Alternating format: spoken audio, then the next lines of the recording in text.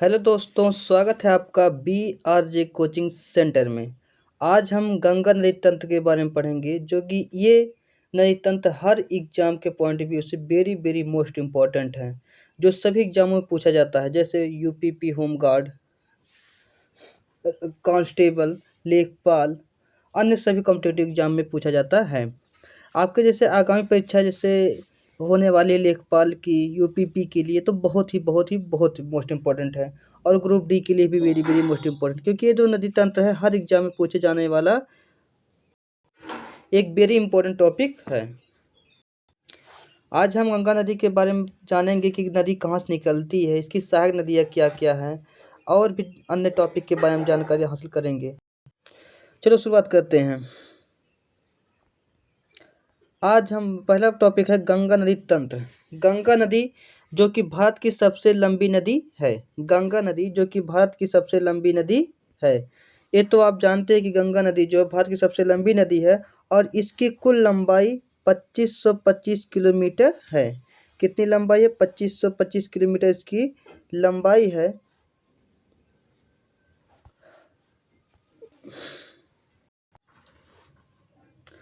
और गंगा नदी दो देशों से गुजरती है, पहला हमारा भारत और दूसरा बांग्लादेश।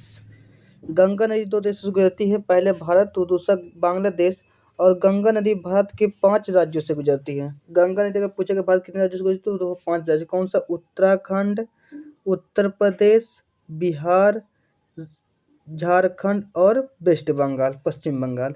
इतने राज्यों से हमारे क्या गंगा नदी गुजरती है।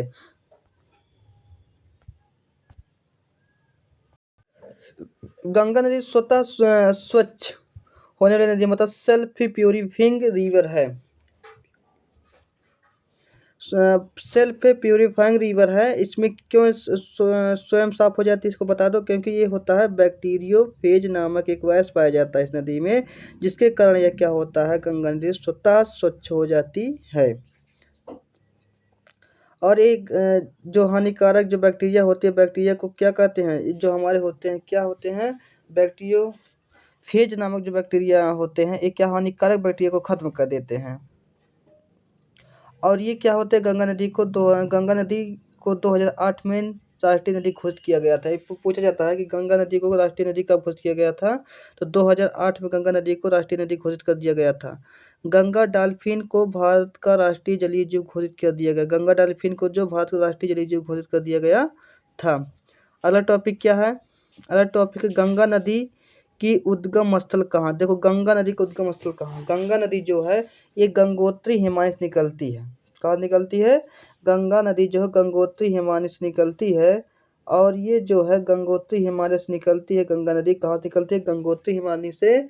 और अलकनंदा नदी जो है, अलकनंदा नदी हो सतोपत हिमालय से निकलती है। कहाँ निकलती है? सतोपत हिमालय से निकलती है। और गंगा नदी जो है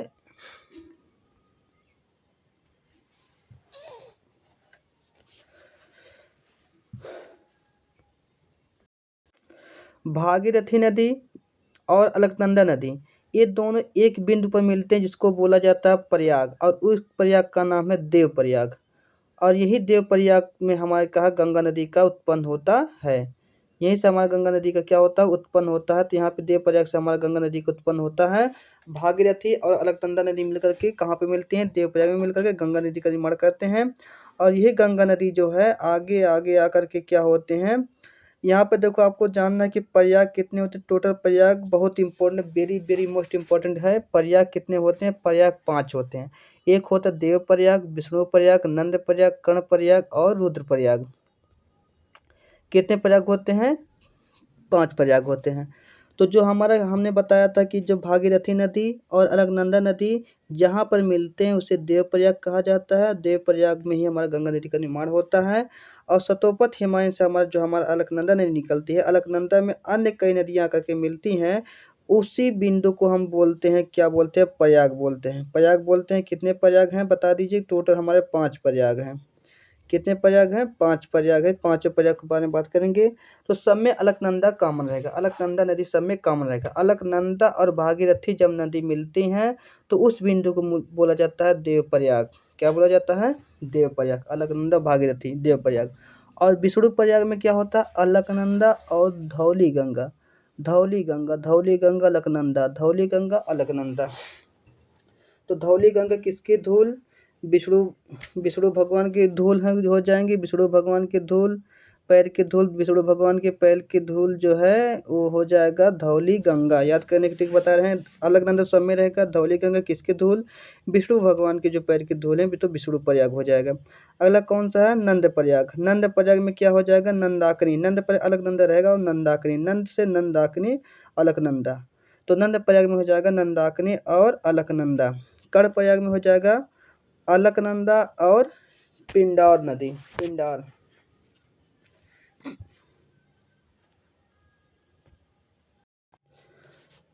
तो कर्ण प्रयाग में अलकनंदा प्लस पिंडा नदी, पिंडा नदी मतलब जो आप लोग जानते हैं महाभारत में कर्ण होते थे, कर्ण, कर्ण को क्या हुआ था, उसको एक पेड़ में याद कर लो पिंजरे से, कि उसको पानी में क्या कर दिए थे, उसकी माता जो थे तैरा दी थी। तो पिंडा से हो जाएगा पिंडार नदी और उसके बाद अलकनंदा और कर्ण प्रयाग। तो कर्ण प्रयाग अलकनंदा प्लस पिंडा नदी से मिलकर बनता है। और रुद्रप्रयाग में क्या होता है, अलकनंदा प्लस मंदाकिनी, कौन सा हो जाएगा, मंदाकिनी।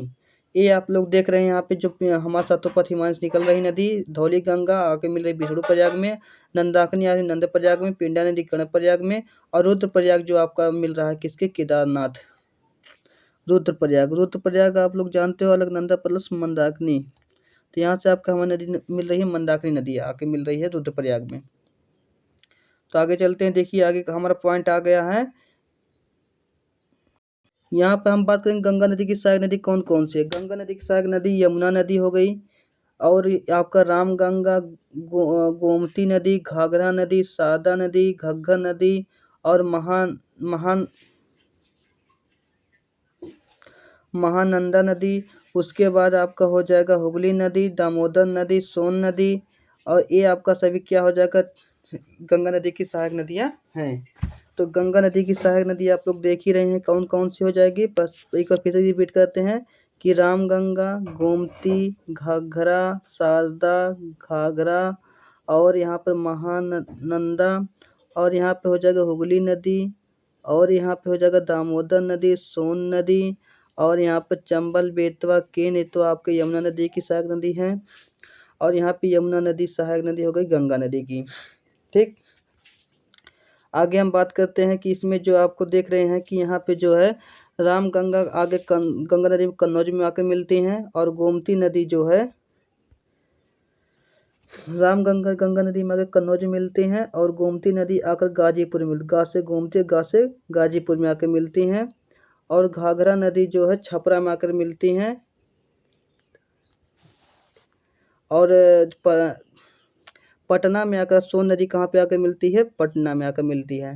गंडक नदी छपरा में, कोसी नदी कुर्सेला में, और हमारा जो है यहाँ पर फरक्का बैराज है, फरक्का बैराज हमारा आकर जो होता है, गंगा नदी दो भागों में टूट जाती है, एक दामोदर नदी और एक ना, गंगा नदी दो भागों में टूट जाती है, एक हुगली और एक पद्मा नदी में फरक्का बैराज से। और चंबल, बेतवा की यमुना नदी की सहायक नदी है। अब देखो पद्मा, यमुना और मेघना, मेघना में आकर मिलती है जिससे सुंदरबन डेल्टा से में आकर गिर जाती हैं। डेल्टा किसे कहते हैं, डेल्टा क्या, डेल्टा प्राय उस भूभाग को कहा जाता है जो नदी द्वारा लाए गए अवसादों के संचयन से निर्मित होता है, और विशेष नदी के मुहाने पर जहाँ वह समुद्र में गिरती है उस भूभाग का आकार साधारण त्रिभुज जैसा हो जाता है, उसे क्या बोला जाता है, डेल्टा कहा जाता है। देखो डेल्टा ही भाग है, यहाँ से गंगा नदी, यहाँ से कोई नदी आ रही है, देखो कई भागों में यहाँ पे क्या हो रहा है, यहाँ से नदी आ रही है, ऐसे ऐसे ऐसे नदी भाग कई भागों में टूट गई, इधर उधर इधर इधर इधर निकल गई, तो ये क्या होगा, त्रिभुजाकार भागों में टूट जाती हैं, जिसे क्या बोला जाता है, यहाँ पे एक त्रिभुजाकार भागों में टूट जाए जिसको क्या बोलते हैं, जिसे हम बोलते हैं डेल्टा कहा जाता है। आगे देखिए महत्वपूर्ण तथ्य, अलकनंदा तथा भागीरथी नदी, वो लाइन आपको जो आपने पढ़ा उसको रिपीट कर लीजिए कि अलकनंदा और भागीरथी मिलकर कौन सी नदी का निर्माण करते हैं, तो उसको बोलते हैं गंगा नदी। और गंगा की पहली सहायक नदी कौन सी है, पहली सहायक नदी रामगंगा, गंगा की पहली सहायक नदी रामगंगा। गंगा की आखिरी सहायक नदी कौन सी, महानंदा, महानंदा। आखिरी सहायक नदी कौन सी है? महानंदा। गंगा नदी की सबसे लंबी सहायक नदी कौन सी? यमुना नदी। गंगा नदी कहाँ से मैदानी में प्रवेश करती है? हरिद्वार से। कहाँ से मैदानी भाग में प्रवेश करती है? हरिद्वार से। देखो यहाँ पे आपको बता दें, गंगा नदी प्रवेश करती है मैदानी भागों में हरिद्वार से। हरिद्वार से यहाँ पे आपका हो जाएगा हरिद्वार, हरिद्वार, हरिद्वार। आगे बात करते हैं ऑनलाइनर में। हाँ, तो गंगा नदी के तट पर बसे प्रमुख शहर कौन सा? प्रयागराज है, वाराणसी है, कानपुर है, पटना है। हुगली नदी के तट पर कौन सा शहर बसा है? कोलकाता। हुगली नदी के तट पर कौन सा शहर बसा? कोलकाता। बहुत वेरी वेरी मोस्ट इम्पोर्टेंट है। गंगा नदी और ब्रह्मपुत्र के संयुक्त जलधारा बांग्लादेश में क्या कहलाती है? मेघना नदी कहलाती है। क्या कहलाती है? मेघना कहलाती है, मेघना। और बिहार का स्रोत किसे कहा था? कोसी नदी को। बहुत इंपॉर्टेंट, बिहार का स्रोत कोसी नदी को। बंगाल का स्रोत दामोदर नदी। बंगाल का स्रोत दामोदर नदी। गंगा की सहायक नदी जिसका उद्गम स्थल मैदानी भाग में होता है उसको क्या बोलते हैं? गोमती नदी। गंगा की पहली सहायक नदी कौन सी है? रामगंगा। और मैदानी भाग में गंगा की सहायक नदी जिसका उद्गम स्थल मैदानी भाग में होती है? गोमती नदी। और गंगा नदी से परिवेश क्षेत्र में प्रवेश करती है, मैदानी क्षेत्र में प्रवेश करती है हरिद्वार में। गोमती नदी और हरिद्वार हुआ। आगे देखिए, अभी तक आपने जितना पढ़ा है उसके बारे में बात करते हैं। ऑब्जेक्टिव प्रीवियस ईयर क्वेश्चन जितने पूछे गए हैं इसके पहले जितने एग्जामों में, उसको आपको देना है। देखो, आपने जो थ्योरी पढ़ लिया उसके बाद ऑब्जेक्टिव करेंगे, आप क्वेश्चन बहुत अच्छे से कर लेंगे, कोई दिक्कत नहीं है। देखो, गंगा नदी क्या है कि गंगा नदी निम्नलिखित में से किस राज्य से गुजरती है? गंगा नदी किस राज्य से गुजरती है? मध्य प्रदेश से। कहाँ से गुजरती है? मध्य प्रदेश से। कलिंदी नदी का दूसरा नाम क्या है? कलिंदी नदी का दूसरा नाम यमुना नदी है। कलिंदी नदी का दूसरा नाम क्या है? यमुना नदी। कलिंदी नदी का दूसरा नाम क्या है? यमुना नदी है। और केन नदी निम्नलिखित में से किसकी सहायक नदी? हमने बताया केन नदी, केन बेतवा, चंबल बेतवा किसकी सहायक नदी होती है? यमुना नदी की होती है। गंगा नदी निम्नलिखित में से किस राज्य से गुजरती है? किस राज्य से गुजरती है? किस राज्य से नहीं गुजरती? सॉरी, पहला क्वेश्चन है किस राज्य से नहीं गुजरती, तो आपने देखा किस राज्य से नहीं गुजरती है, तो मध्य प्रदेश से नहीं गुजरती है। और अगला क्वेश्चन जो है, गंगा में मिलने वाली नदी जिसका उद्गम अमरकंटक में होता है, तो उसके कौन सी नदी अमरकंटक से होता है? किसका? सोन नदी का। किसका? सोन नदी, सोन नदी हो जाएगा। अगला क्वेश्चन, अलकनंदा और धौली गंगा में का धौली, धौली किसका धूल है? विष्णु भगवान का धूल है, विष्णु का धूल है, तो वहाँ पे हो जाएगा ऑप्शन नंबर ए। निम्नलिखित में कौन सी नदी यमुना की सहायक नदी? हमने कहा था चंबल बेतवा की सहायक नदी, लेकिन ये जो हमारी सोन नदी ये सहायक नदी नहीं है। अलकनंदा के साथ वह कौन सी नदी जिसका संगम रुद्रप्रयाग में होता है? रुद्रप्रयाग। रुद्रप्रयाग मंदाकिनी का होता है। मंदाकिनी का भैया कैसा रूप है? रुद्र रूप है मंदाकिनी का। दामोदर नदी किस निकलती है? छोटा नागपुर पठार से। कहाँ निकलती है? छोटा नागपुर पठार से। दामोदर नदी छोटा नागपुर पठार से निकलती है। अगला, बंगाल का शोक किसे कहा जाता है? बंगाल का शोक बहुत इंपॉर्टेंट भैया, बंगाल का शोक किसे कहा जाता है? तो हमें कहा जाता है दामोदर नदी को। बंगाल का शोक दामोदर नदी को। और बिहार का शोक कोसी नदी को। गंगा की सबसे लंबी सहायक नदी यमुना नदी को। अगला क्वेश्चन, यमुना नदी का अन्य नाम क्या? कलिंदी नदी, हमने बताया भी। अगला क्वेश्चन, गंगा नदी क्षेत्र में किस मैदानी भाग में प्रवेश करती है? मैदानी भाग में प्रवेश करती है तो हरिद्वार में प्रवेश करती है। गंगा नदी को बंगाल में क्या कहा जाता है? गंगा नदी को बंगाल में पद्मा नदी कहा जाता है। गंगा नदी को जो है बांग्लादेश में पद्मा नदी के नाम से जाना जाता है। ये आपका टॉपिक समाप्त हुआ, जो कि आप लोग अच्छे से जान जाएंगे। बाकी अगला टॉपिक जो हमारा रहेगा कि आपका पार्ट 2 में प्रायद्वीपीय भारत की नदियाँ, और इसमें एक एक करके सभी नदी के बारे में पढ़ेंगे, हम अच्छे से पढ़ेंगे। कि देखो, हमारा रामगंगा जो हमारी सबसे पहली सहायक नदी रामगंगा है, उसका अंतिम सहायक नदी हमारा जो अंतिम सहायक नदी महानंदा है। और गोमती नदी जो मैदानी भाग में प्रवेश करती है गाजीपुर में। हरिद्वार, पहले गंगा नदी कहाँ पर मैदानी भाग में प्रवेश करती है? हरिद्वार में प्रवेश करती है, ये हो जाएगा। और सोन नदी अमरकंटक की पहाड़ी से निकलती है, तो पता है चंबल बेतवा के तीनों मध्य प्रदेश है, और ये तीन हमारी यमुना नदी की सहायक नदी है। और हुगली नदी जो हमारा यहाँ पे है, हुगली और पद्मा। बांग्लादेश में गंगा नदी को पद्मा नाम से जाना जाता है। फरक्का बैर से 2 भागों में टूट जाता है। ये आपका होगा नदी समाप्त। मिलते हैं अगली वीडियो में। Thank you for watching.